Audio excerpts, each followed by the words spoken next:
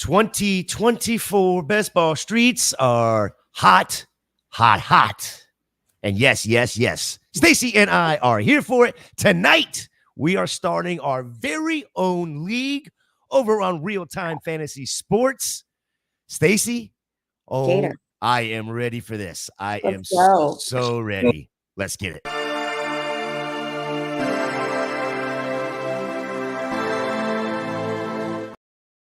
Welcome into Club Fantasy FFL. Welcome to Masterclass. Like I said, tonight we are starting our very own best ball league over on Real Time Fantasy Sports. As always, our co-host and professor Stacy Perez at Stacy_Perez83 over there on Twitter, and myself at FantasyJ77 on Twitter. Stacy, first of all, how are you tonight? Gator, I'm great. I am going on vacation as of tomorrow. I'm going to be in Atlanta watching our Atlanta Braves, hanging out with some of our friends. Our buddy Keith Fleming, going to be hanging out with him Thursday on 4th of July, going to the game. He and his wife, Brittany. So shout out to them. Can't wait to meet them up in person. But yeah, I'm getting ready for the 4th. How about you? Yeah, actually, I'm going on vacation starting the 4th. But real quick, Keith Fleming, Brittany, phenomenal people. I hung out with them in Panama City last year doing an ESPN draft. It was phenomenal. Absolutely good people to hang out with. You're going to have a blast. Speaking of the Braves going back to back with home runs just an inning ago. So up 2-0 over those hated San Francisco Giants. They don't care what kind of babyface tall guy they can put on the mound. Killing them tonight. As they should. I need them to be in that, mode, ready to go, just crush the Giants. I want to see them win tomorrow. I saw them in Baltimore a few weeks ago and they did not show up. So I want my boys to come through for me this weekend. Stacy, this week. if you go and ruin my 4th of July by going to the Braves game and making them lose yet again, I'm going to ban you from Braves games. I'm a harbinger of doom. We do have Vince and Calvin already popping off in the chat. Both of them are drafting with us, by the way. Vince, if I'm not mistaken, is international. Yeah, Vince, are you international? Are you you're Australian? I believe you down under. Is that right? Down under. I think that's right.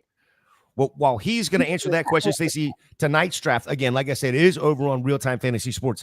Tell us about the rules, because these are a little bit different from what we have done with both the FFPC and Underdog here lately. Yeah, so this is a totally new platform, which was kind of our goal when we decided to do this series, is to show everybody that there are different places to play best ball out there, and so this is one of them. So this is Real Time Sports. This is going to be one of only the second time that I've played on this platform, but it's been one on on my radar for a while here. So glad to see this, getting to dip our toes into that water. So this is going to be a 16-team roster. So a lot smaller than what we normally do. You're going to start 9, 7 bench. You've got a 1 QB, 2 receiver, 2 running back, 1 flex, 1 tight end. And this is going to be a kicker and a defense/special teams league as well. So, keep in mind, for that, you've got to draft a kicker, you got to draft a defense. This is best ball. So, best ball rules still apply. This is a tight end premium here. So 1.4 points per reception. Other than that, it's pretty standard. The scoring is pretty similar to what else, in other leagues that you do, where, it's 6 points for a touchdown, 4 points for passing touchdown.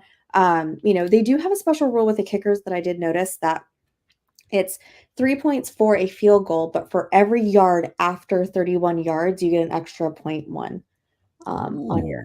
Yeah. So kind of fishbowl-esque. Rules. Yeah, long distance kicks are boosted. Exactly. So get you like a Money Mac or a Greg the Leg or something like that, and put them in your lineup. And Vince says yes, Australia is correct. G'day. G'day, mate.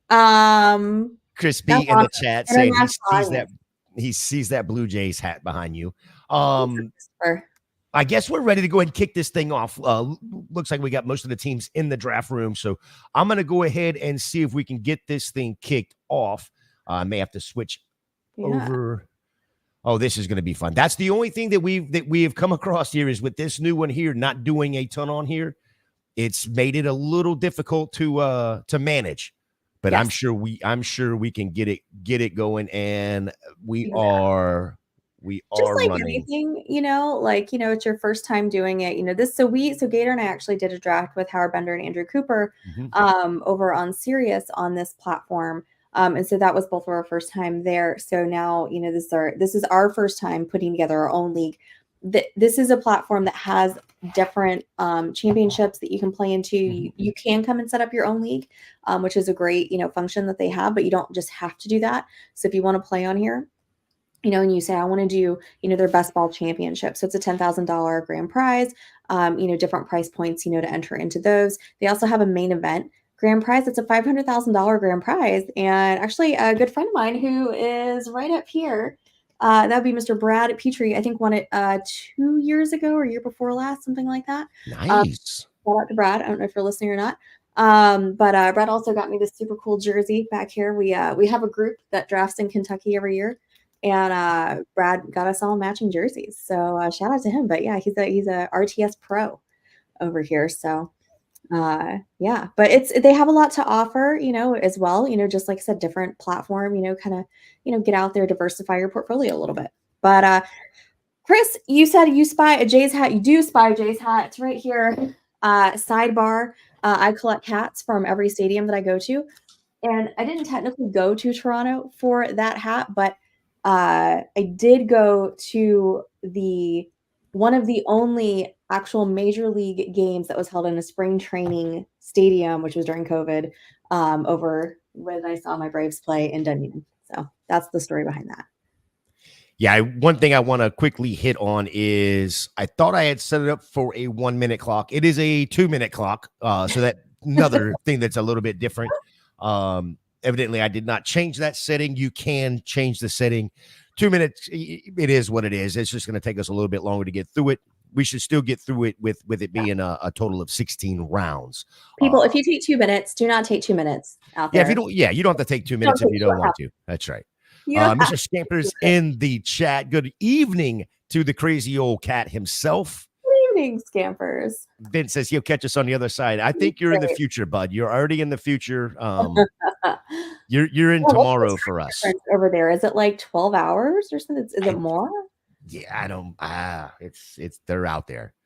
Exactly. It doesn't matter if everybody takes 15 seconds. Thank you in the chat there.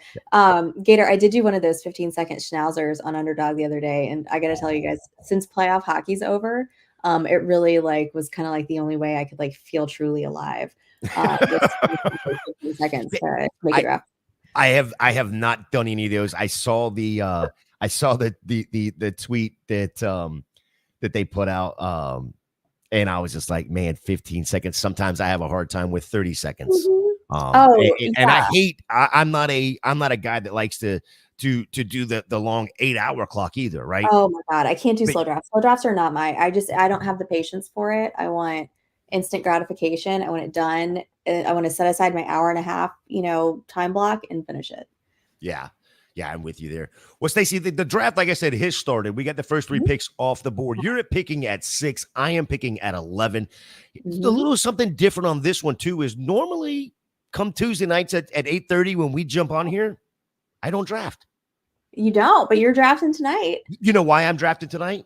Jumping in. Why? Because here, I'll show you. This is a free league. We're not doing anything with the league, but I wanted it to be a little bit fun, and I wanted people to take it a little bit more serious. When you have a free league, people don't really take stuff serious, right? Right. So I figured, what better way than to get a nice little ring for the winner, right? We get a nice little, and I'll get it customized where we'll have maybe the woff logo on one side, the Club Fantasy logo on the other, and maybe something along the lines of best ball champ. Something along those lines for the winner. So at least it's an incentive for the winner to or for people to take it a little bit more serious, get a little something out of it, a little piece for your trophy case. Whether that trophy case is on your hand like this, you can walk around and tap it on the bar or whatever. Yeah, there you go. There you go. Gator, I don't know if you've seen the chat or not. We got Chris over here talking some trash. Wild Rosie, what's up, girl? I see you in the chat. Carla, thank you for drafting with us. Albert, for hanging out. Thanks for hanging out tonight and coming to draft with us, guys. If you're having a good time, if you like what you're hearing, make sure to hit that subscribe button. And we're trying to get to 2,000. We already hit 1,000, so now we gotta get to 2. Stacy, I got a funny story, or at least I think it's funny. I'll be coming up on the clock here in a second, but a funny story about Wild Rosie here. She was on the Podathon the other day. I don't know if you saw that or not. I did see her. I did see Rosie. Yeah. You know who Rosie is? Rosie's a dog. I know. It's Karen. Yeah, that's Karen. That's Karen. Karen is using her dog's Twitter and YouTube. She, you know, that's kind of, I don't know. I love it. I mean, I knew this because I'm in those online chats and I know all these ladies. So like, Gator, I've known this. Look at this. Look at this. I bring up the ring and look what coin flip. Carla wants in. She's like, yep, I want the ring. I want the ring. Absolutely. I want that ring too. I don't have a ring trophy yet. So we gotta make that happen. Yeah, we gotta get some well, you gotta win. You gotta win first. You gotta win first.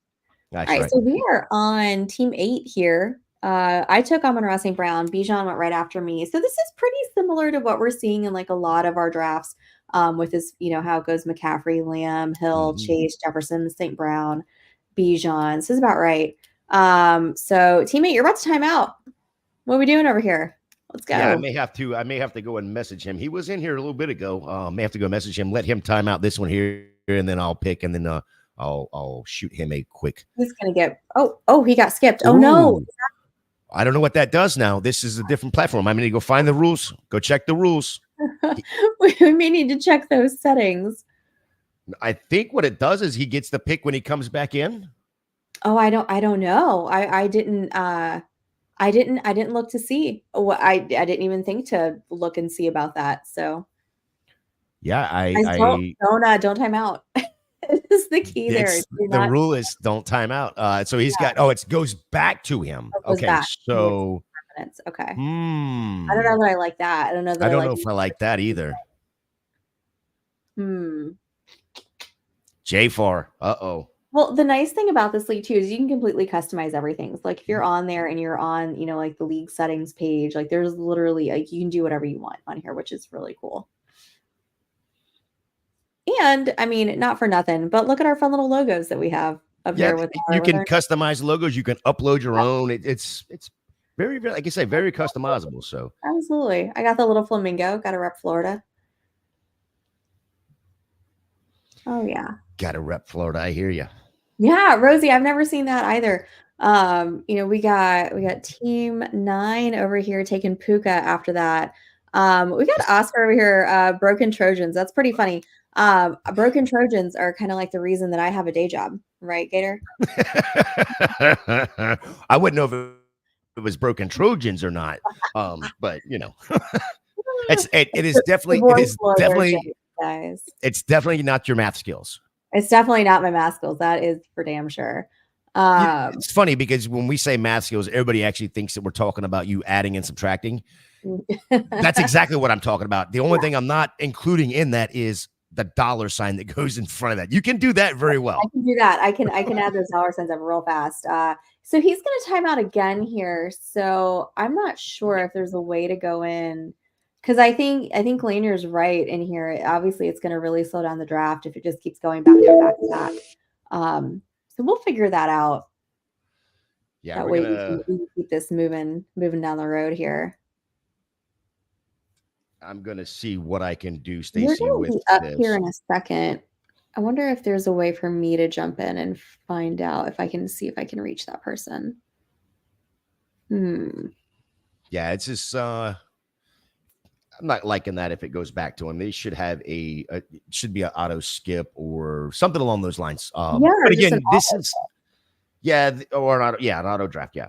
So this is again going back to kind of what we were saying, this doing the new platforms and learning them, and we will absolutely get it down. It's just a matter of what we got to do here. But we'll figure it out. We will figure it out. I got a minute to figure this out. So while I'm into the league here, going to go in and see what we got for settings for the draft itself, and make him auto draft if we can. Guys, Brees Hall still on the clock. Oscar, you are up, sir. I can't believe Brees Hall. We're Save. 10. Brees Hall's still there. That's a steal. Okay, I was able to do that, and also, so it's going to run back to him for 1 minute, and then he will auto pick from there. Okay, good. Oh, Oscar, my have you Lord. wanted Brees Hall? Did he take Brees Hall there? I don't know. It took it right as it timed out, so I wasn't sure if he did that on purpose. But I mean, I can't imagine that you wouldn't want Brees Hall at number 10. Yeah. He's Brokow, who's picking from where the heck is he picking from? He is picking. Where is Brokow picking? Is he Broken Trojans? Is it Broken Trojans? Where he wants to go back and get a Rick and Monty style helmet. Oh, Rick and Morty. Yeah, Rick and Morty. I'm Morty. Yeah, that's funny. Okay, so he ends up with Right, Saquon Barkley. Okay, which is fine. This is where. Thank goodness this isn't going to mess up anybody's ADP with Saquon going on the number 9 team. Yeah, I'm gonna go ahead and I'm gonna go ahead and take. Wait a minute, did it not take him? Oh. Vince, maybe he picked Philip Lindsay. Is Philip Lindsay still in the league?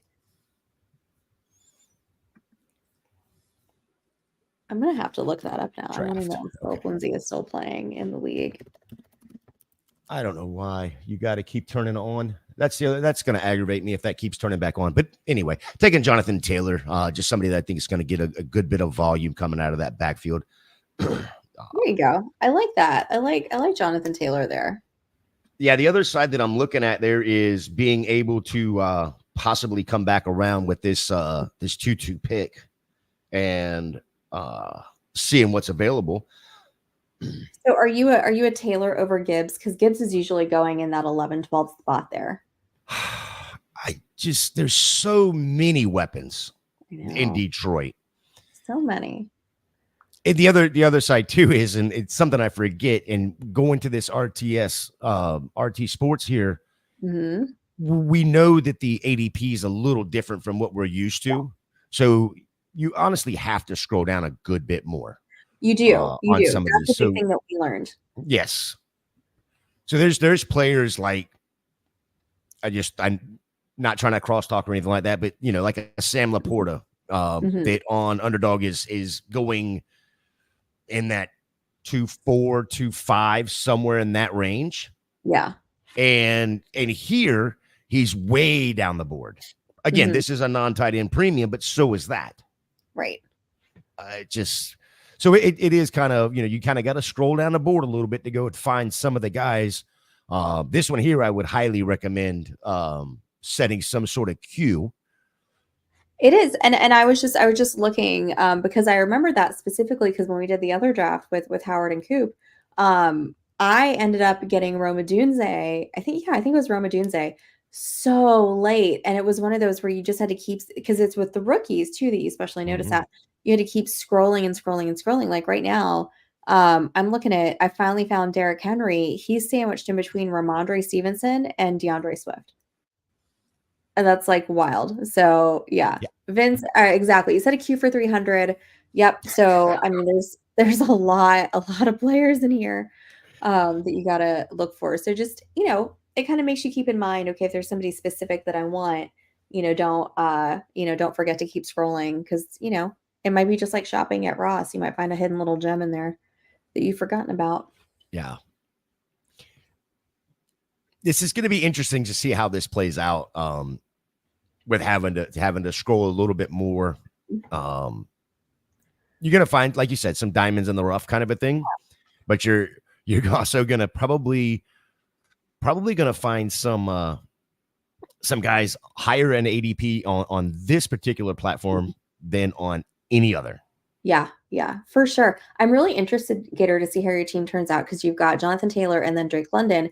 And normally, I don't know that I've seen too many teams be able to get that build right there because normally either London and Taylor are both going in the second round. So I'm curious to see how yours turns out. Well, there's I don't know how many drafts I've done on Underdog at this point, close to 25 at least. Yeah. And I feel like some of the when we first started Underdog season, or best ball season, I seem to get the 10, 11, 12 in like every single draft. And for the first 3 or 4 builds, it was kind of the exact same build. Because that's who was falling, or that's ADP wise, that's what it was. Yeah. And it's so hard to change up from those particular ones, especially that early when in the start of best ball season. And then here lately, it's been like the other night when we ended up in 6, right? Yeah. The 2 drafts I did prior to that, both of them I ended up with the 1 spot. And this is like you said, it's going to be interesting to see how it comes out. But like a Jonathan Taylor, Drake London, I don't have very many shares of them on anywhere. Yeah. So I'm interested to see how it's going to come out as well. And you're on the clock right here with Amon-Ra St. Brown, and this will be your second pick. Go ahead and read while you're doing that. Let me give you the first round. Goes Christian McCaffrey, CeeDee Lamb, Tyreek Hill, Jamar Chase, Justin Jefferson, Amon-Ra St. Brown, Brian Robinson, Saquon Barkley. However, that was quite of a trip around the world 3 times in order to get Saquon Barkley picked there. We went all the way to Australia with Vince to get Saquon Barkley there. We had to go all the way to Australia and then come all the way back. And then Puka Nacua, Breece Hall, Jonathan Taylor, Jahmyr Gibbs. Second round started with A.J. Brown, Drake London, Garrett Wilson, Deebo Samuel, Devontae Adams, Devon Achane, Kyren Williams, which you seem to have fallen in love getting Kyren Williams and that mid to late second. Going off the board here, he is the 1, 2, 3, 4, 5, 6, 7, 8th running back off the board, followed by Travis Etienne. And we're sitting here right now waiting for Vince at the 2-9. Exactly. So, I mean, Kyren Williams put up, 21.2 points per game in PPR formats last season, second only to the one and only Christian McCaffrey, who got married this weekend. Congrats to Christian McCaffrey. I am obsessed with seeing all those really cool wedding videos that are out floating around on the internet. Anyway, back to fantasy football. I mean, Kyren Williams, a guy on an incredibly efficient offense, a little bit slept on there with the Rams. And, I mean, in this format, in this roster, build with what you've got to work with are those 9 position players. I'm okay. I'm okay with taking a running back here and not having to go, so heavy, running back, or not running back, heavy receiver like we typically do in underdog drafts.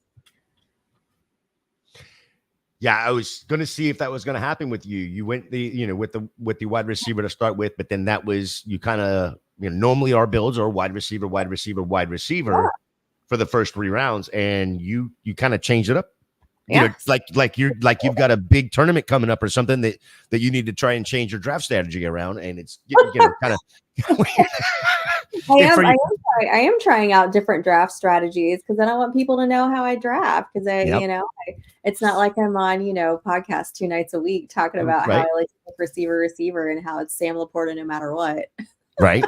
For those of you that don't know what I'm talking about, our professor and co-host Stacy Perez got invited and accepted to play with the FFPC Joes versus Pros. Yeah. Congratulations. Thank you. We are very excited. That's my first year doing the Pros versus Joes tournament. We'll be drafting on Sunday the 21st in a league that has some real sharks in it. So getting totally thrown into the deep end there. My first year, but super, super excited about that. I'll be posting some information about that once it gets ready, because like I said, those are going to be live streamed through the FFPC. So really excited about that. But also, we might want to start, kind of checking out different ways to draft so that I don't get pigeonholed in the way that I always do things, just in case, since I'm going to be in a room with such sharp drafters. Yeah. Yeah, you definitely want to change it up being around those guys. Those guys and gals. Keep them on their toes. Well, I think I'm the only lady in my division, but I know there are definitely more in the tournament. Yeah, it should be fun. Finishing off the second round there after Kyron Williams, Travis Etienne, Marvin Harrison Jr., Michael Pittman Jr., Nico Collins, and then Chris Olave. Yeah. Outside of the Barkley situation, they're going at the 8 spot there overall. Mhm. With the auto or whatnot. Anything else stand out right off the bat? With Jonathan Taylor, you're gonna call me out on Jonathan Taylor again? Okay, fine. No, I like the Jonathan Taylor pick. I'm looking. There's at least 2, possibly 3 players that I always see go in that second round, specifically receivers, mhm. and they have not gone yet. And like getting them in the third would be such like a little coup. I think if you can make it happen. Well, I don't you're want to gonna say be it a on. lot just yet. Yeah, So. yep. You're gonna be on the clock here, so you're gonna have your chance, and at least one of them. Exactly, exactly. And this is just a standalone, guys, so we don't really have to worry about, doing any kind of correlation or anything like that. Carla, there you go. That's fine. I want somebody else to take Sam Laporta so that I am not as tempted to do so. All right, who am I have 2 minutes. Gator, who am I going to take here? No, you don't. You only have one. Oh, that's right. You did switch it. You switched it. All right. Yeah, I do. I want you to make your pick here, and then I do have a question for you regarding, again, this is a 12-team standalone. We're not okay. You don't have to be rude and take my guy. Oh, sorry. No, That no, was you, when I you are. Why did you even say it like that? Because you're not. You're not sorry. I'm not sorry. Just like Carla's not sorry for taking Sam Laporta. And you shouldn't be. Go take your people. Listen, that's what you do, right? Like you got to know your draft room. If you know somebody is inclined to take a certain player and you like that player, go get them before they do. Yeah, Carla's got one thing in mind. As soon as I brought it up, Carla was like, "It's the ring, the ring." We're like what is the little dude from Lord of the Rings? Like the little like my precious, that guy. He's got to go get the ring, right? Got to go. I've only seen that movie once. I don't really. That's all I remember. Is it what's do you know what I'm talking about? No, I'm not a Lord of the Rings person. I have never seen it. Now, I You would not. okay. I would. Somebody Yeah, in this room I would not definitely say it. Would not say that in front of my daughter because she would probably shoot me sitting here, and then say hi to everybody on camera. Like, yeah, I did that for you.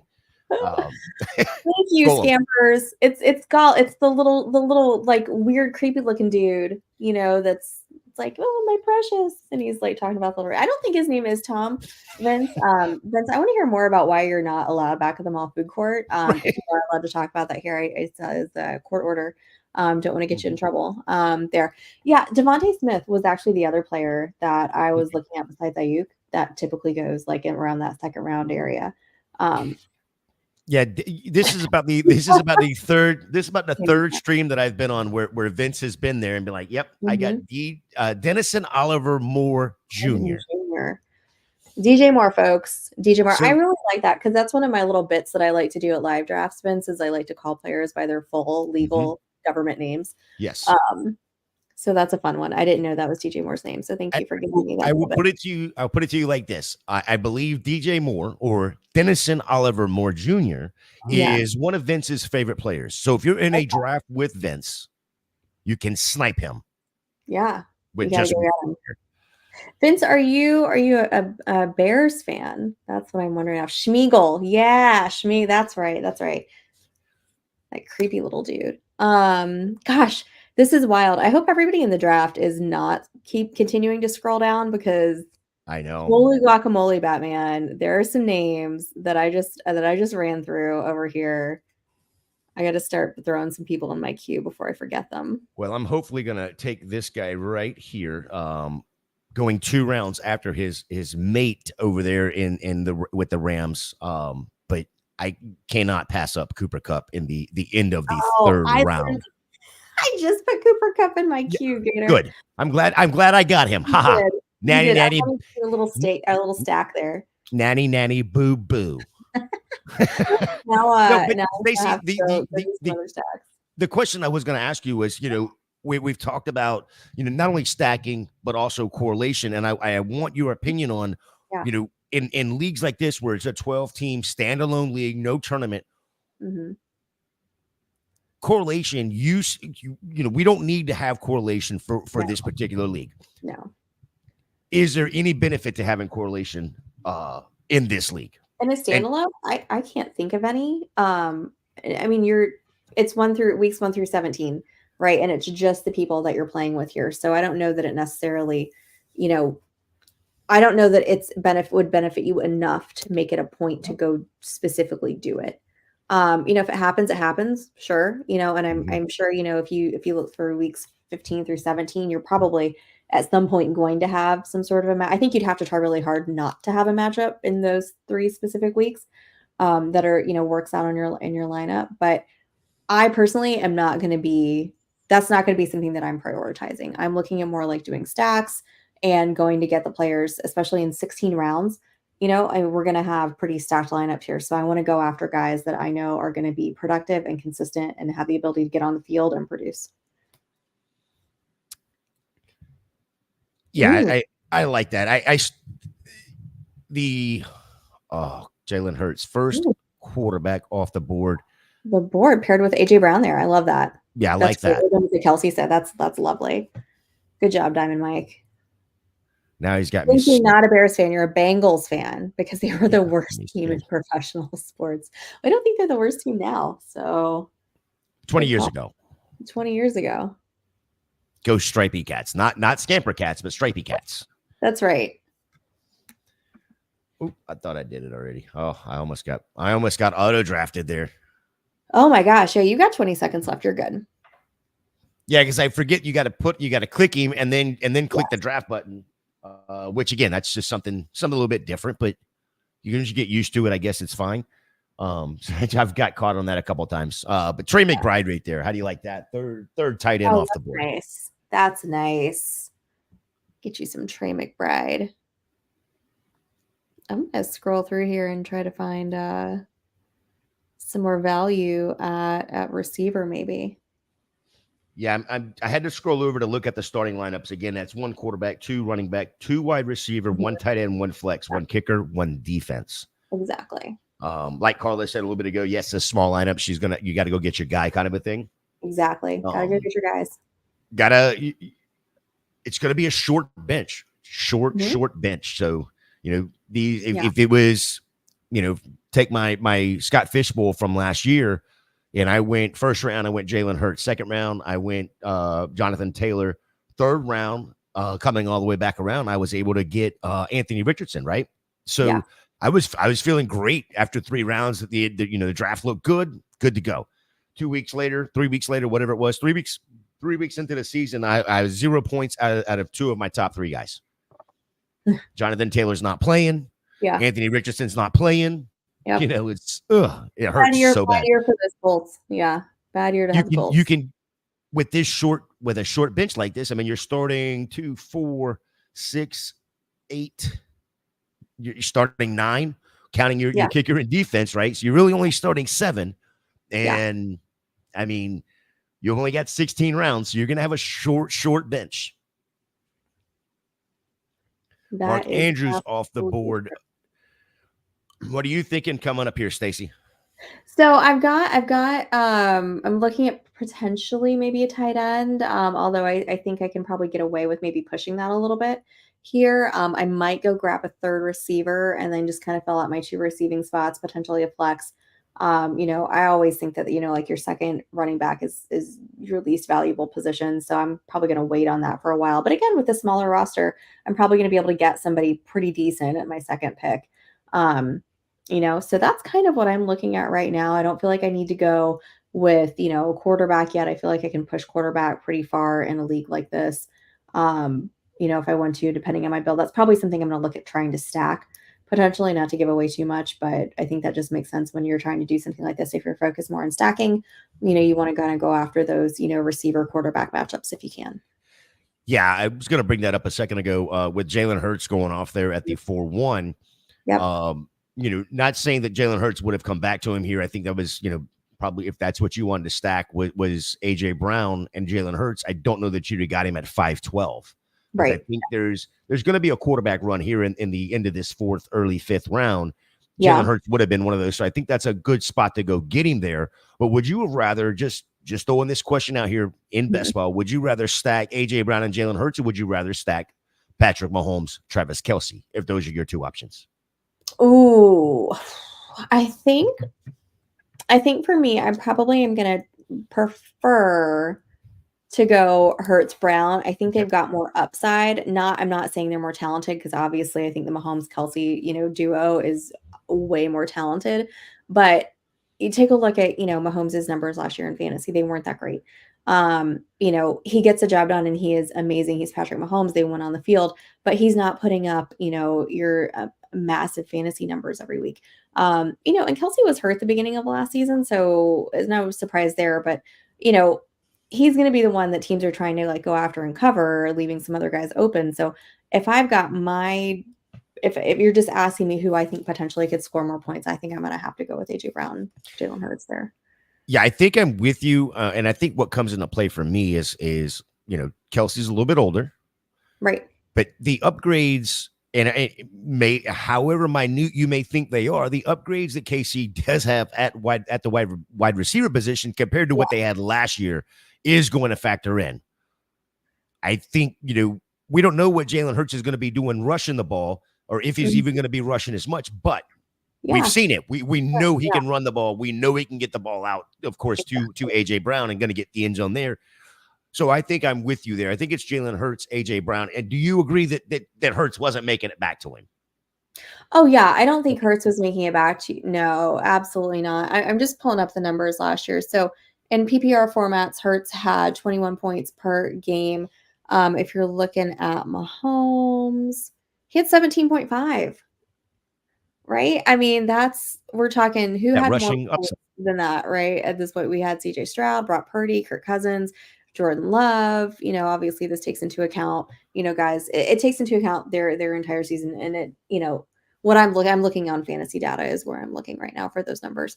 So I mean, it's got Joe Flacco on there, but somebody that, only played a handful of games as opposed to guys who played the entirety of the season. But still, I think the point still stands is that he, played 16 games and averaged 17.5 games per, so not really, what I'm looking for if it's a quarterback that I want to take right off the, as one of those elite guys, which he is obviously elite. So if you want him, you are going to have to take him there. Although apparently this draft doesn't think so, because Anthony Richardson just went ahead of him. But I mean, Anthony Richardson, he was only playing for 4 games, but in those 4 games, he averaged 18.2 points per game. So pretty solid. Pretty solid. Yeah, they was gonna snipe Kincaid. So Kincaid was the other player that was in my queue as well, but I decided you can't be leaving Mike Evans for me in the 4th round. That's right. Yeah, I mean, I left Mike Evans for you, thinking I was going to slide him around the way everything was falling. It just seemed like he would, but I forget that you are a Tampa fan too. I don't care if you want to wave that Green Bay flag all you want to. Mike Evans is your guy. I'm a Mike Evans fan, and I feel like Evans obviously is pretty expensive, but the rest of that team you can get fairly cheaply, if you're trying to build like a Tampa stack. And, they play the Panthers in week 17. I think they've got pretty favorable matchups weeks 15 and 16 as well. So, if you're looking to put together, in your bigger tournaments like correlation style with Tampa Bay, I mean, that's an easy one to do. Yeah. Yeah, Tiger King just wrapped around there with 2 of the players I had in my queue with Richardson and McLaurin.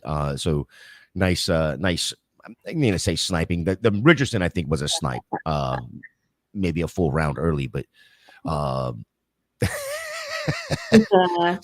he said that stack was not happening, Vince. The stack was not happening.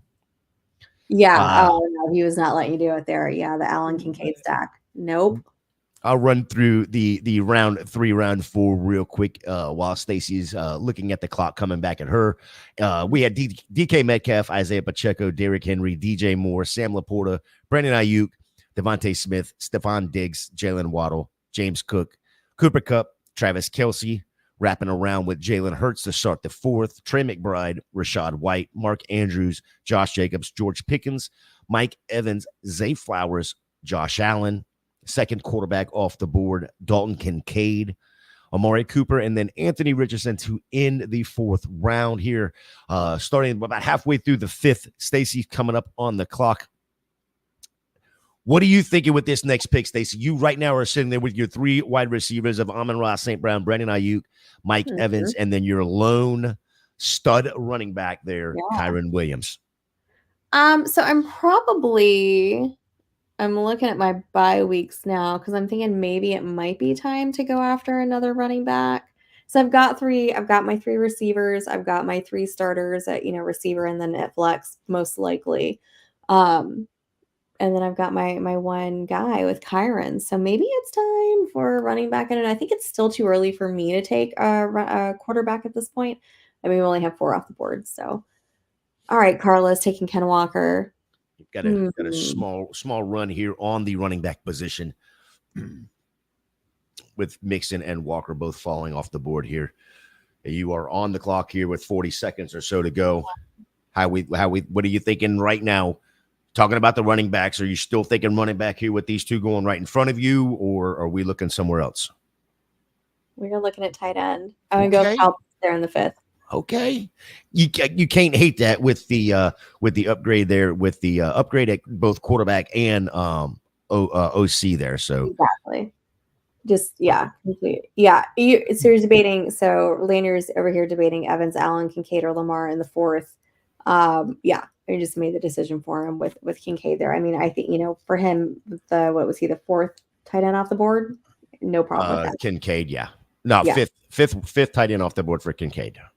Carla likes Pitts this year. I like Pitts too. I think I saw a stat there. I wish I could remember where I saw it specifically because it's been a while, but I think it was that like Kirk Cousins last season threw, I think, like 27% of the time to his tight end, TJ Hawkinson there in Minnesota. So good things, for Kyle Pitts if he keeps that up, which he should historically. Kyle Cousins, that's not him. I'm combining their names. Kirk Cousins likes to throw to his tight end. So that should benefit Kyle Pitts quite a bit. So I like that. I like Pitts this year. And man, if he doesn't do it this year, then I feel like we can all get off the train and that's fine. But this year, I'm a big believer. I'm very, very overweight on Kyle Pitts. Yeah, I like Kyle Pitts again this year. I don't think it's that hard to if you're going to be high on Drake London. We've had this conversation. If you're going to be high on Drake London, if you're going to, sit there and say that Kirk Cousins is that big of an upgrade, and yes, I do believe he is that big of an upgrade from what they had. Yeah. If you're going to be that high on Drake London this year after what he put up last year, you should be that high on Kyle Pitts because all Kyle Pitts is a big slot. You know what I mean? He's going to run down the field. So we saw him do it in year 1. We saw him do it for the 2 years there at Florida. He's going to do it again. And like you say, if he doesn't do it this year, then it's off the train, right? But I think so. I mean, so he had 90 targets last year with only 53 receptions. I think that really just speaks more to his quarterback play, not necessarily his talent. He's getting targeted the ball, but you actually got to have good targets to be able to catch him. So, well, yeah, but I don't know if you can call the 10-yard over his head a target, even though they consider it a target. I don't know how they count it. Yeah, I don't count those stats. It's with inside of the stadium, in the quarterback was looking at him. Yeah, he was looking in his direction. Oh boy! So yeah, I had him on my queue as well. I think I go right here. I can't believe he made it to me, but Aaron Jones right here just seems like somebody that's going to get a lot of volume, no matter who is the quarterback. Yeah, Aaron Jones feels good. Aaron Jones in the 5th feels good to me. Ooh, Carla, what do we think about Mooney being a sleeper? Mooney is somebody that because I've done quite a few Atlanta stacks. They're so easy to do with especially if you're at the tail end of your draft, grabbing Drake London, then you can go get Pitts. Followed up Kirk Cousins super, super late. I love doing that. So I've definitely taken Mooney in the last few rounds of my drafts just to kind of throw him in as somebody else if I'm doing that kind of stack for Atlanta. I'm not a huge Mooney fan, but I think that offense is, what do they say? Like rising tide lifts all boats. So I think everybody's going to benefit from that. Yeah, I like Mooney late. Especially in best ball. Oh, especially in I this. don't know that I would do redraft. I don't think I'm brave enough to do redraft unless you're in like a crazy deep league, and then we can talk. But yeah, in best ball all day long. Love it. Yeah, Zamir White off the board here. It's somebody that I'm starting to buy into. Zamir? Yeah, it's just the question of the volume that he's going to get. And I get if you look at his numbers last year for the 4 games or whatnot, great numbers. With Josh Jacobs there, he was still getting a little bit, but Mm-hmm. I look at the change of head coach and an OC there, and I still have questions. Dylan Lobb's there. You got Devontae Adams, who is going to demand the ball. I don't know. I don't know. Are I you a think big it's good value believer here in in the 5th. What's that? Are you a big believer in Madison? And don't they still have him? No, Yeah. no. So I was never a believer in Madison. no, I think it's Zamir White season, baby. I am all in on Zamir White too. That's another one I love. And then I'll go grab a little Dylan Lob there at the end. Here's Well, a I guy think that. Dylan Lob is going to be potentially on special teams, maybe doing some punt returns. So, those of you in the fishbowl, keep that in mind as somebody who could potentially benefit from that scoring system. Go ahead and take a guy that's fallen down the board a little bit here that I think still has some juice left. And with the new coaching staff, it looks like they're going to be throwing the ball a lot more than the Titans and Houston Oilers / Houston Oilers have done since Warren Moon was there. Houston Oilers. That's funny. All right. Evan Ingram off the board here. Oh wow, starting to get some of these big names off the board that are just straight volume plays. There's still a couple of really good tight ends that are out there. There's at least 3 that I see that are pretty solid that I project are probably going to end up in the top 10 here by the end of the season. Format like this, Stacy, how many tight ends are you going after with only 16 rounds to draft? Probably just 2. Yeah, probably 2. And I may not take, here's probably what's going to happen is that I'm probably going to go defense and kicker as my last 2 picks. Because whenever I do have to take those, that's usually where I end up taking them is the last 2 picks. I really don't care. I don't have a preference for kickers or defense, maybe a little bit more, but. So you're only taking 1 kicker, 1 defense in this? In a 16. What about a bye week? Okay. Yeah. Get a big 0 on the bye week. I could put a 0 there. Yeah, no. I'm not going to waste a roster spot with 2D. That's 4 roster spots. Yes. Where I only have 12 for a onesie position. Yikes. Yeah. So not loving that. Ooh, Jordan Love going early. I like that. Show some love, Jordan Love. I think he's gonna. Yeah, this is exactly what I was seeing coming here was with the Ingram, Kamara, Stevenson pick here. This is a volume. This is volume round right here. It is. It is. You're going after those RBs that are not going to be your elite guys, but are going to be on the field, absolutely getting just run into the ground. And speaking of that, here's another one who's going to get run into the ground. Joe Burrow. Joe Burrow's getting run in the ground. Oh, there it is. I didn't hit the right button. Scampers, this is the best ball tourney. This is not managed. So now RTS has redraft. They have best ball. So really whatever your pleasure, they've got, you can do both on here. But particularly what we are doing tonight is just best ball. Interesting. Exactly. So I took Najee there. Joe Burrow goes. And then Kyler. It's a naked Joe Burrow. Yeah, that's the last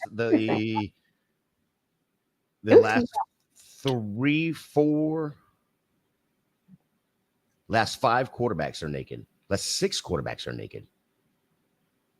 Well, I still like a good quarterback wide receiver stack, but that's okay. Yeah, exactly. Scamper 16 round best ball. Mm-hmm. It's exactly. Yeah. Little eye emoji. Tank Dell. That's right, Vince. Good job getting Tank Dell. That's my boy this year.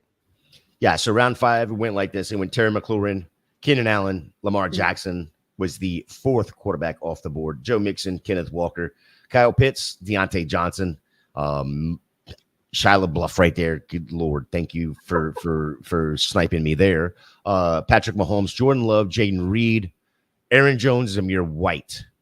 And then round 6 starts off with DeAndre Swift, DeAndre Hopkins, Evan Ingram, Alvin Kamara, Ramondre Stevenson, Joe Burrow, Najee Harris, Kyler Murray, Tank Dell, Calvin Ridley, George Kittle, and the 6-12 is 25 seconds from the pick here. It is Jonathan Brooks there. Interesting. I like Jonathan Brooks. I guess at this point it's about ADP or whatnot, but 6th round being his second running back off the board. How do you like Jonathan Brooks here? So I think my concern with Jonathan Brooks is really just, kind of that concern that everybody has with running backs coming off an injury, right? The year that they come back, you worry a little bit about their production. Are they going to feel comfortable, using that leg that they were injured on, using it to be as explosive as they need to be? So that's my biggest concern with Jonathan Brooks. And do we know for a fact that he is going to be starting, week 1? I don't know yet. I don't know that. I don't know that I've seen anything saying that for sure. Gator, have you? I have not seen anything for sure. I'm just assuming by where they drafted him, it's a foregone conclusion that he's going to be the starter. Maybe it is the Panthers, though. Who knows? Who knows what they do? But that's just my concern. I mean, like, I'm looking at the running back, or like who's left right now. There's definitely several guys that I feel like I probably would have taken over him. Jaylen Warren being one, James Conner, Tony Pollard. Other than that, though, I mean, he's their second guy. He's got McCaffrey, right? So running back 2 is really your kind of, like we talked about, it's your least valuable position. So why not take a rookie with immense upside there? So, like pros and cons with both, but if it hits, that's going to be a stacked or running back room for sure. Yeah, I think the Panthers are going to be a lot better this year than they were expected to be. So that was ugly last year. That was hard to watch last year. Yeah, I just put it into the 7th. Oh my gosh! See, everybody forgot about T. Higgins. You got to keep scrolling, guys. We're telling you. Keep scrolling. Let me go ahead and clear off my queue here. Everything's been crossed off. Thank you to the drafters for dwindling this queue that I had nice and set up just in case. Now I got to rebuild the whole dang thing. Look at that. CJ Stroud going in the 7th round. Yeah. T. Higgins, CJ Stroud, all in the 2nd round. Gotta love it. Oh, there goes my boy Lad. All right, I am on the clock here. I don't know that I want to do any of those yet. What are you thinking there, Stacy? I don't know, but I better hurry up. I only have 30 seconds left. Better speed it up. Speed it up. Well, oh man, I have somebody in my queue, but I think it's a little too early for them.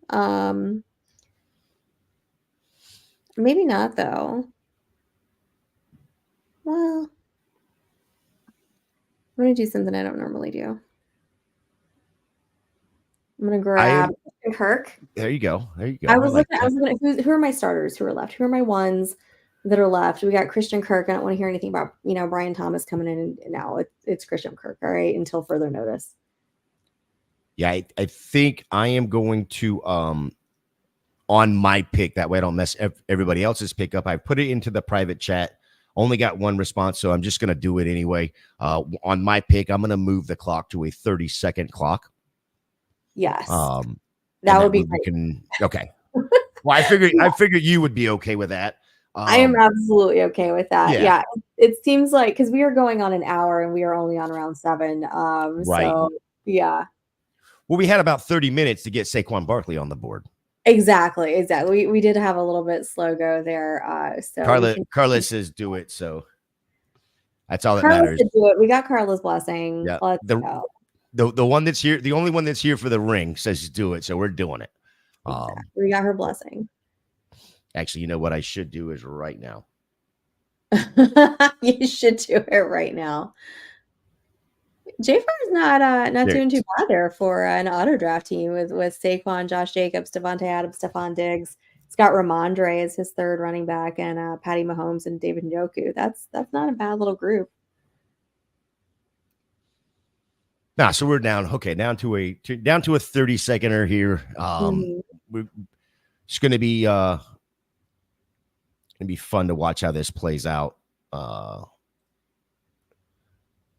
The quarterbacks that I was looking to get between over these next 2 to 3 rounds here have already gone off the board, and it's kind of aggravating. So I feel like I'm going to have to reach a little bit, or go completely naked like I'm going to do here, and go get one of the best quarterbacks when it comes to passing the ball right now, who could be passing for 700 passes this year, and getting him in the 7th round. QB3 from last year, Dak Prescott. Well, I kind of feel like Justin Herbert's finally getting some of the love that he deserves here in round 7, because God knows he's not getting any of it over in those underdog drafts. That's for sure. Yeah, he's not. Jordan Addison off the board. There we go. This is shaping up to be, my team is shaping up to be a bunch of, they one leg in the ground, 1 foot on solid ground. But I think more legs are in 6 feet down than they are on solid ground, kind of a thing. You've got some youngins there with Drake London and Trey McBride, and then you got some guys who the phrase I like to use, Gator, is 1 foot in the grave, 1 foot on a banana peel. That's the phrase I like there with Cooper Kupp and DeAndre Hopkins. Very, very, very fair. A nice little balance of young and old. Get your wily veterans. Yeah, I'm gonna have to go and see if I can get a gravedigger as the coach or something here in a minute. With DeAndre Hopkins and Cooper Kupp on the team, Vince, you got smashed at work. I see that in the chat over here. I don't know what smashed means in Australian. Over here, it's not good to do that at work. At work, then that may not be a good thing. Maybe that means something different in Australia. I don't know. Is this the reason he's not allowed back in the mall? maybe because he got smashed at work. Who knows?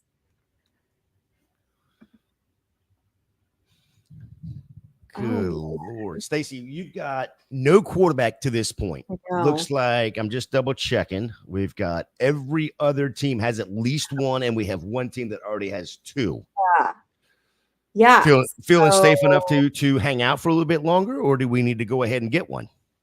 So I actually was gonna do a nice little. I was gonna go after Purdy, was my guy, and then I also had Goff on my list, and obviously those 2 guys just got taken here in round 8 back to back.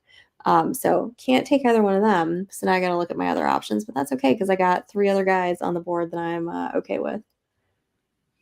Well, I'm hoping you're not looking at any of the guys that I have on my board. To be quite honest, it would not be very nice of you to do that. I am gonna go with. I don't have any Trevor Lawrence. I don't think so. I'm gonna go ahead and take Trevor. Oh, the dad to be. Yeah, exactly. Yeah, dad to be. I feel like there's so much social news coming out. I feel like all of our NFL players, if you were going to get married in the offseason, they all got married this weekend. Like I saw, obviously McCaffrey, Dawson Knox, Jordan Love got engaged. Trevor Lawrence announcing that his wife is pregnant. So I think Jared Goff got married this offseason too. So lots of happenings. You don't think that has anything to do with training camps or anything like that, do you? excuse absences from mandatory mini camps, or exactly. I liked Aaron Rodgers though, was excused to take a trip to Egypt, which we can only imagine what kind of stuff he was getting into in Egypt. I thought ayahuasca was only in South America. I don't think you should probably do ayahuasca in Egypt. I feel like that would be bad time for you if you got caught with that. Roma Dunze going in round 8. Love it. Jaden Daniels going with that, pairing with Kyler Murray for Carla. That's fun. That's a fun combo right there. Those 2 guys talk about little speedy speedy dudes. Yeah, I'm not happy with Carla right now. Carla taking your guys? She's only done it like 3 times. Only 3 times. No biggie. But that's all right. That's okay. I know what she's after. She's only after one thing. She's just after the ring. No, I didn't. I did not say this. I did not say this, Carla. You said it. I didn't. There goes Pollard, Xavier Worthy. So round 7, 7 and 8 look like this: Malik Neighbors, C.J. Stroud, T. Higgins, James Conner, Ladd McConkey, Christian Kirk, Chris Godwin, David Njoku, Zach Moss, Justin Herbert, Dak Prescott, Jordan Addison. Then we had Rashid Rice starting the 8th round. Christian Watson, Brock Purdy, Jared Goff, Devin Singletary, T.J. Hawkinson. First tight end for Shia LaBeouf there, T.J. Hawkinson, who won't play for at least the first 5 to 6 weeks. Yeah. Trevor Lawrence, Jaden Daniels, Roma Dunze, Jalen Warren, David Montgomery, and Tony Pollard coming off the board at the 8-12 here. Starting the 9th round now. We're into the 4th pick of the 9th round. Stacy, you're coming up on the clock here. You finally got your quarterback in Trevor Lawrence. What's the thought process going into this next pick? So I'm looking at now. Okay, I'm taking a look at my roster, saying, all right, what other? We've got pretty much everything filled out except for kicker and defense, which we already talked about. I'm not taking for a while. Rashid Shaheed, Carla, you are definitely getting into high. He is getting steamed up these draft boards so high right now, and I love it. I love Rashid. Oh, I only have 11 seconds. Holy I will tell you this about what my thing on Rashid Shaheed is. I'm not so sure, even with these kick return rules, that he is actually going to be the kick returner. I think that may be more somebody else that everybody likes to go overdraft and Taysom Hill because of the way these are set up. I think there's a very good possibility that Rashid Shaheed could be that ultimate wide receiver too, especially with the new coaching staff that's going to be down there on the offensive side of the ball. Yeah, absolutely. Yeah. Okay, I quit. This is BS. Stacy Perez, what are you doing? Why are you even messing with Jake Ferguson? Why do you even got to touch him? I'll tell you what happened was that I didn't it didn't click that we had changed the timer to 30 seconds. And when I looked up, I had 12 seconds left on the clock and I freaked out for a second and I looked at my queue and the first one that I had there, I was like, let's go, Jake Ferguson. I can't believe that you've left him to me for this long. Round 9. So I had Bowers on there too, but Vince grabbed Sorry, not sorry. I'm not sorry. Wide receiver 2 is good. I don't know how good in that offense. It's just, the Derek Carr thing is the question there, Carla. So we shall see. For sure. But who knows? It could be Spencer Rattler by week 6. So Derek Carr's uncle. They're the same person, Stacy. It's not that the same person. I thought you were going to say same age. I was like, he's not something better. They are basically the same age. Oh boy, just do it.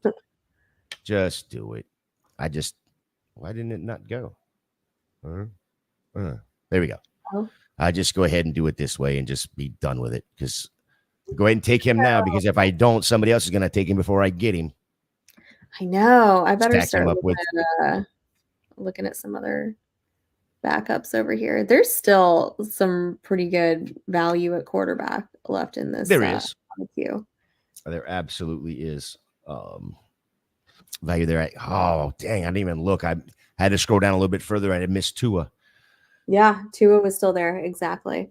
Yeah. So even though we've done this once before and know you got to scroll down a little bit, we still got to scroll down even further. So, yeah, it's different, completely different when it comes to this platform compared to any of the others, whether it be FFPC, Underdog, any of those, the ones we have already done. Stacy, I'm looking at tight ends right now. I've got one that I really, really like right here. Value wise, I think I'm going to go ahead and take him here and just be okay with him as my backup, and that's going to be Luke Musgrave. Oh, Luke Musgrave, not who I thought it was, but I like it though. Who did you think it was? Yeah, I mean, I'm not going to take him, so I'll say it. Dallas Goedert is still available. Oh, okay, yeah. I'm just again, that's just Oh, sorry. Go ahead. I've never been a Dallas Goedert guy. No, When you look at what he did last year, I mean, it was okay. Uh, not not, impressed. Didn't blow I'm not, yourself. yeah, I'm not impressed. Dallas got Not at all. 83 targets, 59 receptions for a grand total of 9.7 PPR points per game. Puts him in the top 12, right behind Dalton Kincaid and right in front of Dalton Kincaid, right behind Dalton Schultz. So same, he's in between the Daltons. Mm-hmm. And Darren. There's Dalton, Dallas, Dalton, Darren. Good Lord. That's a lot. Yeah, that's another one that I'm not going to be in this year is Dalton Schultz. No. I thought you were going to say Darren Waller, and I was like, good news. He's retired. You mean? Never mind. I'm not going to. Yeah. What are those rap guys? Down, yeah. What you said earlier, you were going to be looking at kicker and defense somewhere in those last two rounds and just calling it done, just taking best available, either one of those. Yeah, that's normally my strategy when it comes to that. Now I'm kind of wondering if I need to go second QB here. Ooh, Justin Tucker off the I board. had a feeling that was going to be happening here, and that's why I was wondering, who was going to be the first kicker off the board. And it is Justin Tucker there in the 10th round. I agree with you, though. I think that's a little early for me.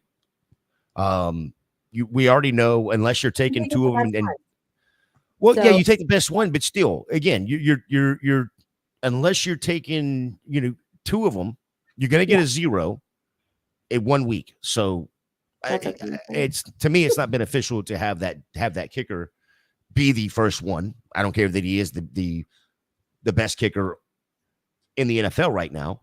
Right. I don't think the points are going to matter that much. Yeah.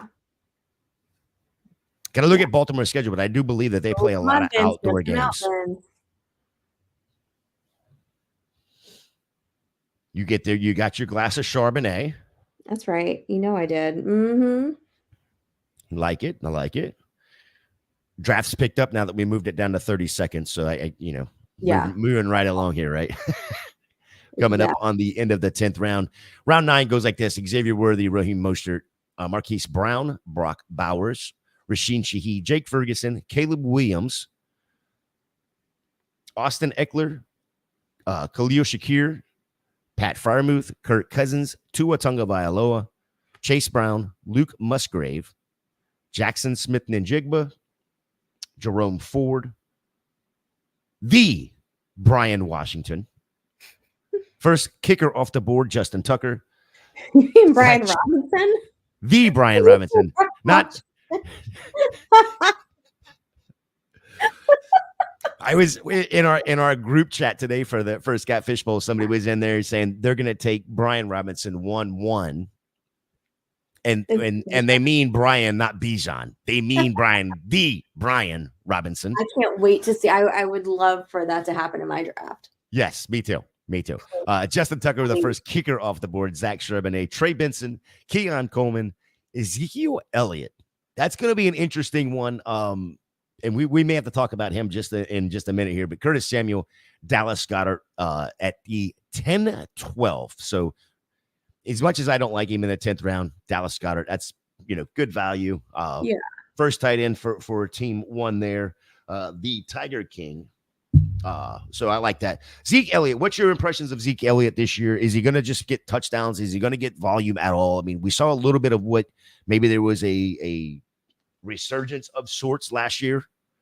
Yeah, a little bit. I mean, I think I'm really more of if I've got to take one of them, I think I'm really, because now, I mean, Zeke is going ahead of Rico, which I think is wild. So that's kind of where I'm at now. I prefer Rico. I liked what I saw out of him last season. I actually ended up having to start him in a couple places last year. And I mean, I don't know. I mean, it's Dallas and they love Zeke there, potentially that could just be a mess completely. I don't know that I want any part of it in a redraft.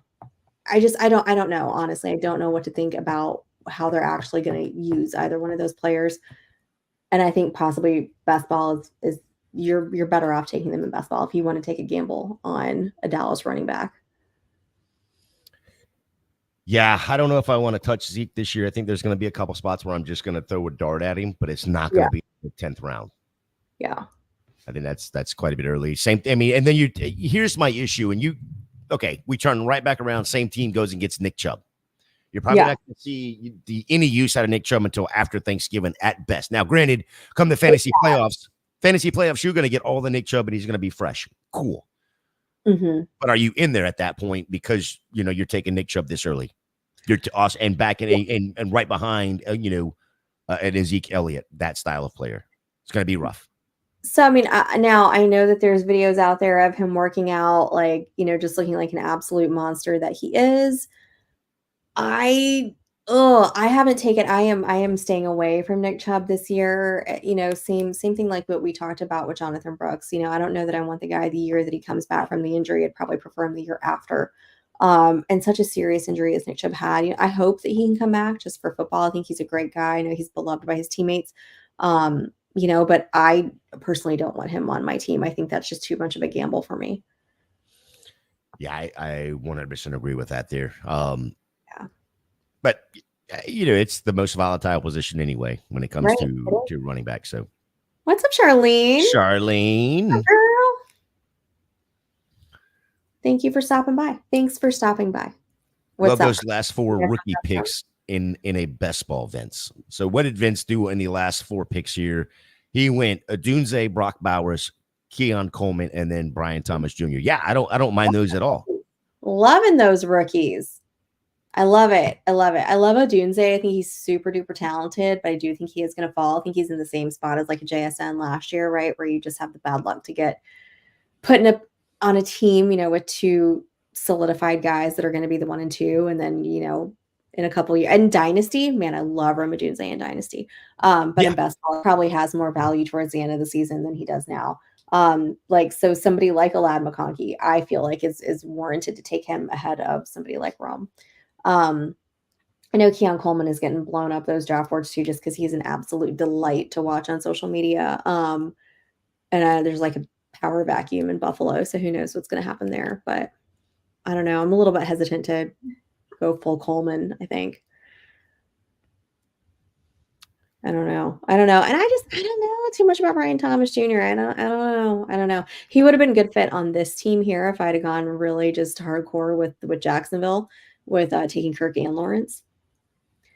Yeah, I'm not a huge Brian Thomas fan. I think that's pretty well known. Not a huge Keon Coleman fan. I think that's pretty well known. I think for Keon Coleman, I think he landed at the best spot, and we talked about this last night with Bob Harris. Oh, Bob Harris.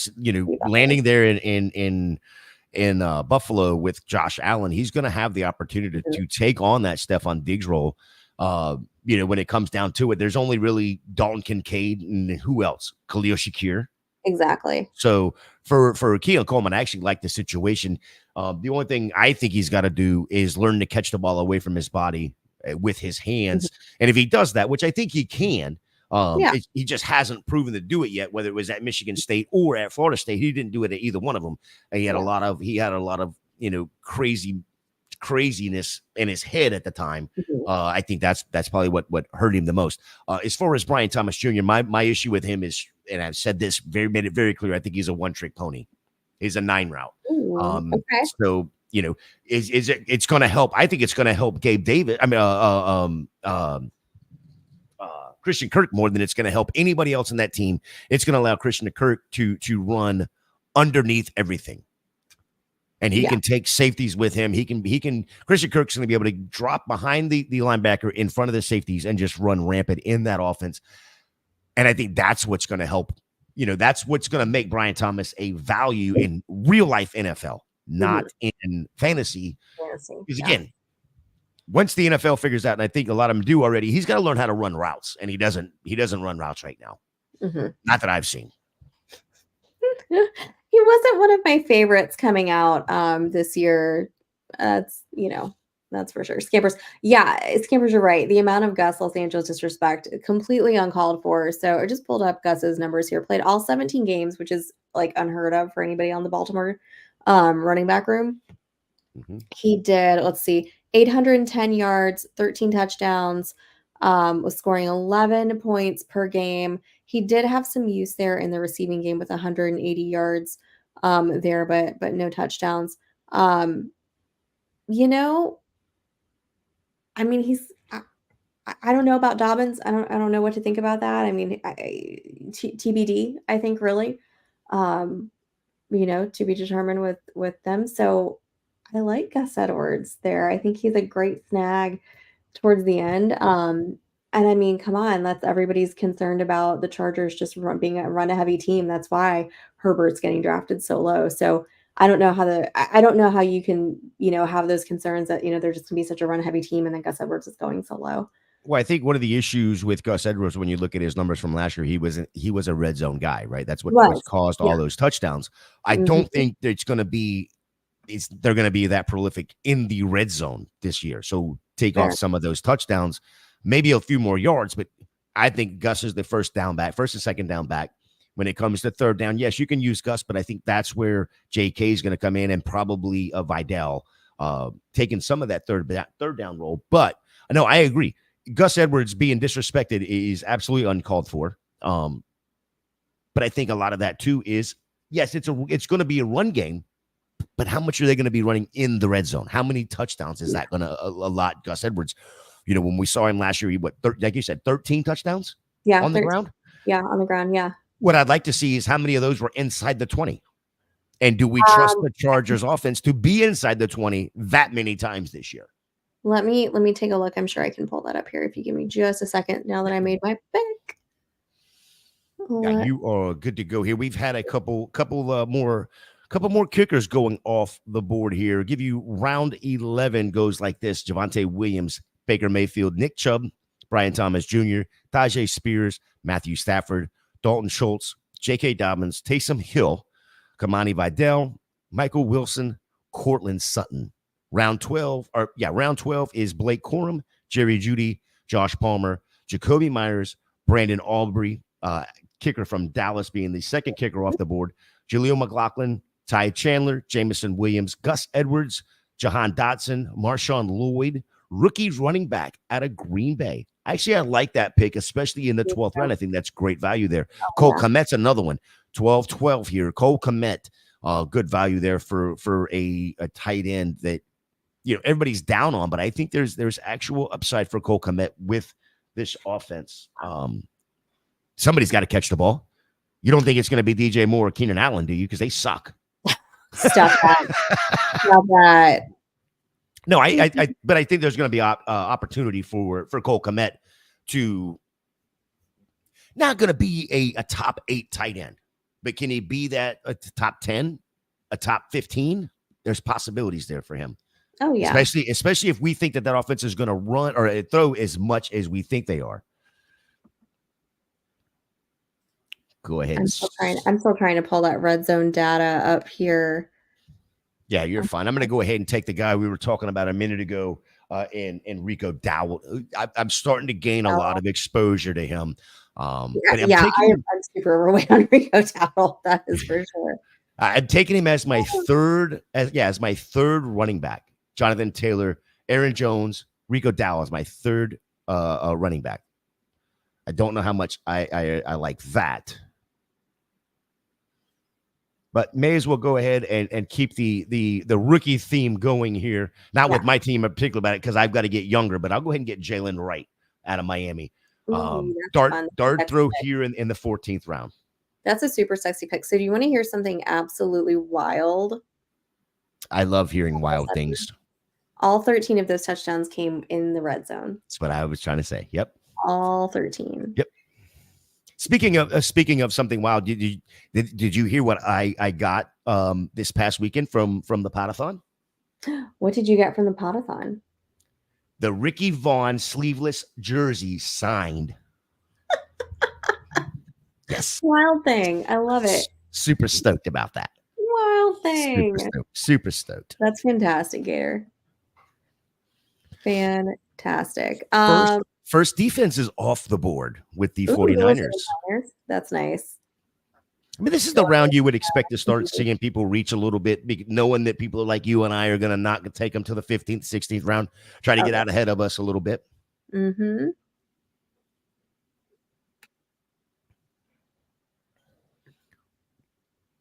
Kind of put yourself into a corner here, Stacy. What are you doing? Oh man, I'm gonna go grab another running back, and I'm gonna scroll real quick to make sure I'm not missing anybody. Give me a Khalil Herbert. Okay. In round 14. I don't know that he stays in Chicago. Who knows? But I like him better. I honestly I think he's better than Swift. All right, now I guess I have to start looking at defenses and special teams and kickers. I believe you and I had that conversation last week or the week before about Khalil Herbert. Yeah. Mm-hmm. Yep, we sure did. Let's go. I don't know about these defenses. Get the Ravens just coming off the board here. So many defenses have changed up players, which it's like that way every year. I don't. It's like throwing. It's like remember the game Pin a Tail on a Donkey? Yes, but it's you're not only blindfolded, you're like your eyes are taped shut. At this point, of course, I'm not a defensive guy. I don't play defense. Jason, Mr. Snyder. To you. Thank you for popping in and saying hello. Absolutely. The flag bearer, I guess, would be the right way to say it. Jason, tell me if I'm saying it wrong, but I believe the flag bearer of the Hopefuls chat for SFB. I was going to call him the commander, the captain, but that doesn't seem right because that's Jason is not that type of guy, right? He's the behind the scenes, doesn't want all the front facing exposure and all that, but he should be getting all that. And I think so I just call him the flag bearer. Just there you go. Subtle out there, just doesn't want all the exposure, but hey, wants everybody to know that hey, we got a group over here for you. Love it. Round 13 looks like this. Will Levis, Greg Dulcich, Deshaun Watson, Tyler Bass, the second kicker off the board, Jonnu Smith, Brandon Cooks, Bucky Irvin, Antonio Gibson. Is it Kyramir Fairbairn? I from Houston? I know that I don't say his name correctly. I say it a funny way. I say Kamimi, and I know that that's not the same. So I don't know actually how to say his first name. We'll just say the Houston kicker. Yep, Houston kicker Fairbairn, Romeo Dobbs, Rico Dowd, Tyler Conklin, Tyler Lockett, Jalen Wright, Troy Franklin, the first defense off the board in the 49ers, Harrison Buckner, Yo Him Koo, the kicker from Atlanta, Khalil Herbert, Baltimore Ravens defense, Dawson Knox, the New York Jets defense, Mike Gesicki, the Dallas Cowboys defense, and then just the run on kickers that we are fixing to have, Jake Elliott, Cameron Dicker, Jason Sanders, Cleveland Browns defense, Jake Moody, the Miami Dolphins defense, the Houston Texans defense. This is where it gets super fun because you want to know all of these players, right? Yeah, you do. This is where we care the most about these two rounds right here. Yeah. Jason says he'll take it. He'll be just one of the gang. And it's a great place to be. It absolutely is. Lockett in the 14th is killer value. Yeah, he was going in the 14th. He just didn't know if he was going to go 14-1 or if he was going to go 14. Because he was on the top of the queue when he went right there. So I had to pivot over to Jalen Wright.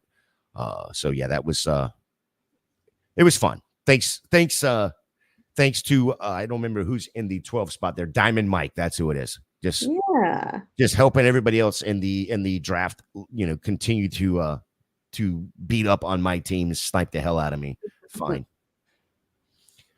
How did you go about selecting the Dolphins as your defense? What was your thought process in it being the Dolphins at that point? So basically I'm over here looking at stats for, what offenses scored the most points last year. Honest to God, that's how I'm doing it. And I wanted Cleveland, but they went off the board. So then I went ahead and grabbed Miami. And there we go. That is how it's real. It's a hashtag analysis, Gator. Real in-depth stuff. I don't pay too much. I don't I'm pay too fixing much. to get screwed here because I had a guy on the board here and now I can't find him. I thought I had him on the. Oh, there he is. Oh, he's going to be fine. It's going to be fine. It's fine. No, it's not. Oh, well, what's wrong That's with you? not who I picked. Who did you pick? Oh my Lord. I guess I'm going to go without a defense all year long. Good Lord. Well, we know who's not getting the ring, Carla. No, I guess you gotta choose. Do you take a defense or do you take a kicker? Oh, yeah. It's at this point I don't even care. Right? It's fine. I just can't believe it didn't take the pick that I had in the queue. Right? There was no Chuba Hubbard. Go ahead and drop him. Calvin, I see you in the chat. This platform does not do waivers for best ball. No, this is a strictly draft it, forget it for best ball. Yeah. So I'll take Jake Bates right here, but because with it being Detroit, looking at all the games they have in the dome, I think it's 14 total games out of their 17 that they're going to be in a dome.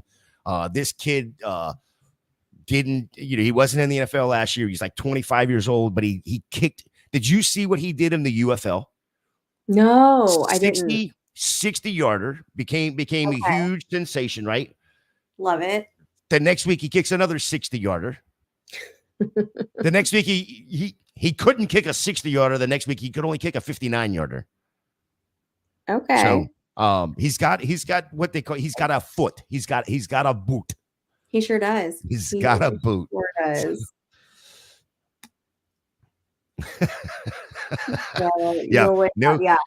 Yeah. Yep. Chuba Hubbard just put me over the top, Carla. Put me right over the top. I mean, for somebody that could potentially start the majority of the season, like he's just going absolutely. I mean, he's free. Who, Chuba Hubbard? Yeah. You actually think he can start? If there's a setback with Brooks, yeah. Who else they have over there? Yeah, that was my thought process, Jason. Regression, horrible regression. A 60 yarder, and then only a 59 yarder. It was all. And here's the other problem though: is all of those were outside. I don't know if he can kick inside. Don't know if he can kick inside a dome. It's going to be interesting. Last two rounds here, we had Jake Elliott, Cameron Dicker, Jason Sanders, Cleveland Browns defense, Jake Moody, Miami Dolphins, Houston Texans, Samaje P. Ryan, Kansas City Chiefs, Indianapolis Colts, the league-winning pick of Chuba Hubbard, Blake Goop, Los Angeles Chargers starting the 16th round, Jake Bates, the kicker from Detroit, Daniel Carlson, kicker from Vegas, Aaron Rodgers. I didn't even notice we got one team here that did take. Now we have two teams that have taken two defenses. So interesting. Aaron Rodgers there. We had Buffalo Bills, Cincinnati Bengals, Evan McPherson. Money Mac. Like that pick for you, Stacy. That's would have been the kicker that I would have gone with if Bates was off the board. Demario Douglas, another guy that both of us like, especially in these best balls, round 16, great value. Geno Smith, and then Chig Okonkwo. And then we have these last two picks coming up right here. Coin flip. Miss Carla says, thank you, Jay and Stacy, for the opportunity to draft tonight. Enjoyed it. Carla, I promise you, we enjoyed it more than you have. Yes. But know that we will be doing another one of these again very soon. In fact, I've got an idea, so stay close to the Club Fantasy and the Women of Fantasy Football's both YouTube and Twitter pages. I've got an idea. I've got to run by a couple people to see if we can make it happen. If not for this year, next year. But I think I've got an idea for some best ball that everybody can get involved in. The last two picks of the night, though, were the Eagles and then Eric Gray, running back for the New York Giants. I don't hate this pick here being the last pick in the 16th round, last pick of the draft overall. One injury away for Eric Gray to possibly be the starter there. He could. May even get some third round work. third down work there in the Giants. So, Stacy, let's talk about your team real quick. Let me get over to this board and get it scrolled back up so you can. I know you can see it, but I can see it. Yeah. Let the people see what you did here. In round one, you went St. Brown, Amon-Ra St. Brown, Kyron Williams, Brandon Ayuk, Mike Evans, Kyle Pitts, Najee Harris, who is somebody that I've taken way too much of to start with, Christian Kirk, Trevor Lawrence, Jake Ferguson, Zach Charbonnet, Matthew Stafford as your second quarterback there, Ty Chandler, Brandon Cooks, Khalil Herbert, Miami Dolphins, and then Evan McPherson. Let's talk about your team for a second there, Stacy. What do you think about the quarterback room and then the running back room to start with? So I really don't love my second QB there in Stafford. I really was trying to get Baker to pair with Mike Evans there. So now, I mean, I do have a stack with Kyron Williams and Matt Stafford, but I don't love stacking running backs with their quarterbacks. I don't know that matters that much.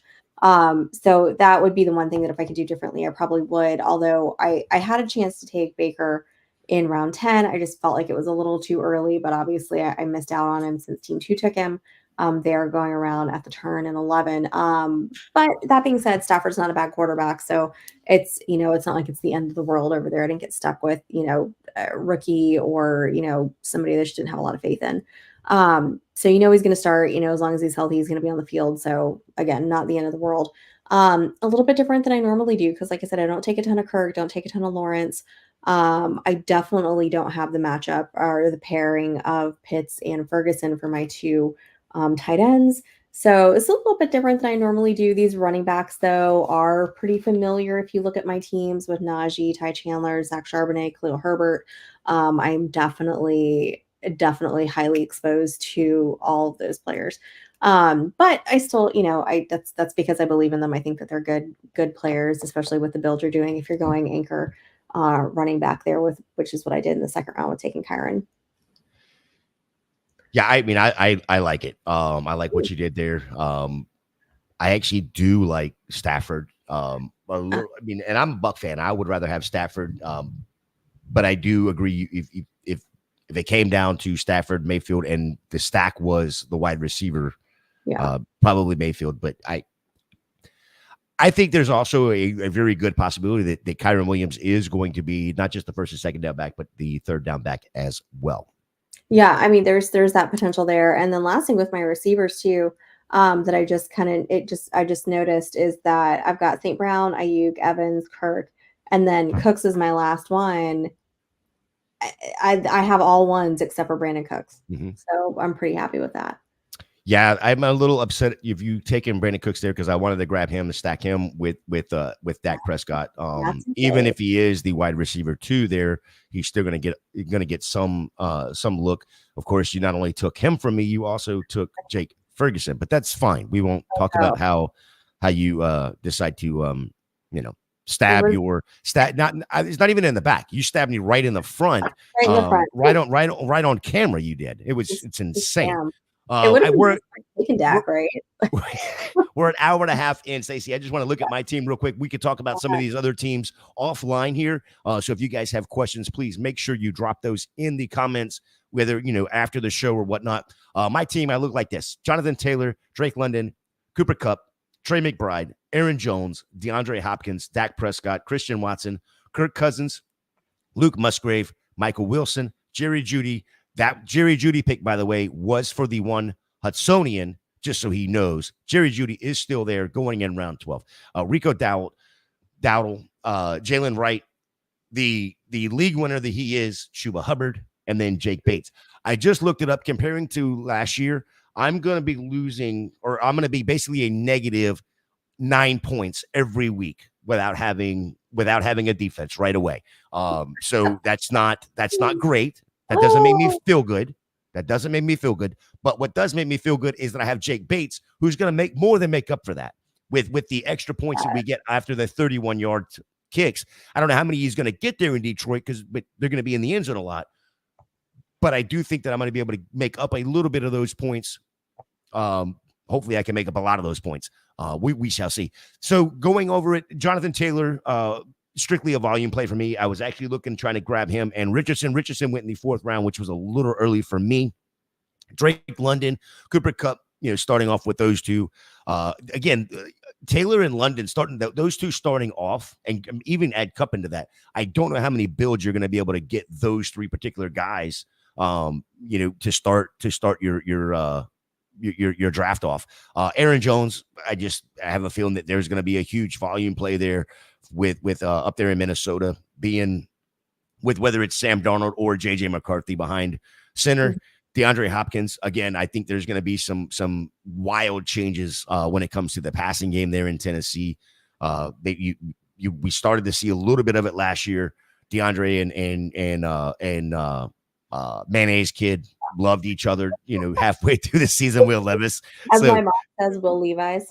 Yeah, Will Levis is he can at least sling it. So it's gonna be fun to watch. Christian Watson, long as we keep the hamstrings tight, buddy, we're good. And that's again why I have to go and grab a couple other wide receivers later.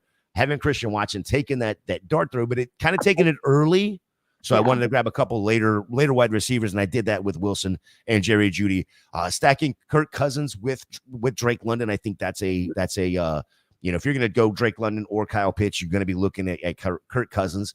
And yes, I took him in round 9, so maybe a hair early, but again, I don't want to get sniped. I got sniped all through this draft, being at this end over here. The 20 picks or so between my two picks. It was insane how many times I was getting just sniped left and right. But then Rico Dowdle, who like we talked about whenever we were talking about the Zeke Elliott pick there so early, Rico Dowdle seems like he's going to be at least the one to start with. Maybe Elliott is going to be the end zone guy, but Dowdle's going to get most of the run, at least in my opinion. Jalen Wright, complete dart throw, just a speed dart throw there. And then, like I said, Chuba Hubbard was a misfire on the screen there. So it is what it is. Don't hate it. Can't say that I love the ending, but I do love the beginning of it, Stacy. Oh yeah, I do. I am digging your team there a lot, Gator. This was fun. I'm glad we did this. It's fun to venture out of our comfort zone and get on another platform and try to draft a little bit different of a team. Yeah, absolutely. All right, guys, just run through it real quick. If you are not subscribed, go ahead and subscribe to us. Hit that little subscribe button at the bottom. We would greatly appreciate it. We are on our way to 2,000 subscribers. We can only do that with you. And as Ryan Weiss likes to say, it's free. It's absolutely free to hit that subscribe button for us. That also lets us know that you like the content that we are putting out. The schedule looks like this. Holy cow, Stacey. We have added so many shows since we started just a few months ago. Monday night, we have my other show. It is Mocking with the Stars. Next week's guest, I forgot who it was. Oh, well, I'll figure it out. Tuesday nights, 8:30, we have Masterclass. It is the best ball show, or one of the best ball shows here on Club Fantasy FFL and the Women of Fantasy Football channel on YouTube. 8:30 p.m. is our start time. Tomorrow morning, Who's Your Caddy, the Golf DFS at 9 a.m. Tomorrow evening, the flagship show for Club Fantasy FFL, and that is no pun intended, at 7 o'clock. They are going through their redraft team targets. Thursday, we have 2 shows now on Thursday, Stacy. We have the brand new trade block that goes off at 8 p.m. Yeah. And then the Women of Fantasy Football's Mock Girl Summer at 10. Now, this week, they're moving that to Friday because of Thursday being the 4th of July. So they'll be on Friday this week. And I believe that's going to change to 9 o'clock for Julia. But that's Wendy Early and Julia Papworth. Love over there, Mock Girl Summer. Yes. Friday, the other best ball show is back. Summer School, 6 p.m. 6 p.m. for that one. Saturday morning, Mock It Like It's Hot at 11 a.m. Sunday morning, Dynasty After Party at 11 a.m. as well. Now, Stacy, that's what, 1, 2, 3, 4, 5, 6. I lost count. I don't do nine shows in 7 days. That's getting work done. That's getting work done. Lots of content. Stacy, I know there's a lot of content that you're putting out. What are you doing lately? Tell the people where they can find you and what you are working on. Oh my gosh, guys. So I'm getting ready for Scott Fishbowl, Gator. Our Orlando live draft is coming up on Sunday. Sunday. Yep. So I will see you down there in person. Can't wait. And yeah, just, getting ready for that. Going to go spend a little time away doing some baseball stuff for 4th of July. That's what I got going on right now. Just taking a little time off for the holiday, get ready for Scott Fish Bowl. I'm drafting the 4 spot. Gator, which division in Orlando are you in? I'm in the 4 as well, but I'm in Rex. You're in Rex. I'm in Jesse. Okay, Yes. so it's Toy Story theme, guys. Very cool, very cool. Very excited to get out there. The live drafts are so much fun. If you're going to a live draft, you're going to have a blast. Yes. Can't wait to see everybody's pictures and everything from this weekend. I feel like there's a bunch that are going off this weekend. Oh, it's gonna be a blast. Yeah, I'm leaving here Thursday morning. I'm going down to Spring Hill. So Friday we're gonna go float the river on Friday, kayak and down the river on Friday. I'll drive over to Orlando Saturday. We'll do the draft on Sunday, and then yeah, it's gonna be a great weekend. Looking forward to it. Guys, don't forget, go follow Stacy at Stacy_Perez83. Follow myself at FantasyJ77. More importantly, go follow Club Fantasy at Club Fantasy FFL. Yes. And follow the Women of Fantasy Football at Women of _FF, I believe. Not 100% sure on that. Just type in WOFF, WOFF, and that'll take you right to it. Guys, we will see you next week. I don't know what draft we're doing yet. Stacy and I got to figure that out, but we will get you going next week on another episode of Masterclass. Until then, thank y'all.